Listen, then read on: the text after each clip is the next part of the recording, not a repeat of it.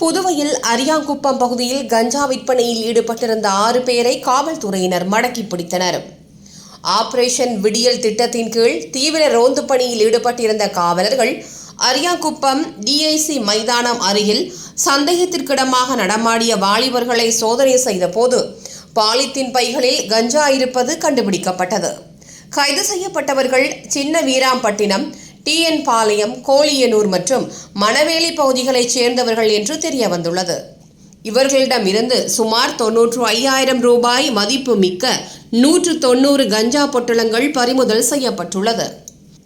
விசாரணையில் திருவண்ணாமலையில் அடையாளம் தெரியாத ஓட்டுநரிடமிருந்து கஞ்சா வாங்கி பள்ளி மாணவர்களுக்கும் இளைஞர்களுக்கும் ஒரு பொட்டலத்தை 500 ரூபாய்க்கு விற்றதாக ஒப்புக்கொண்டுள்ளனர்.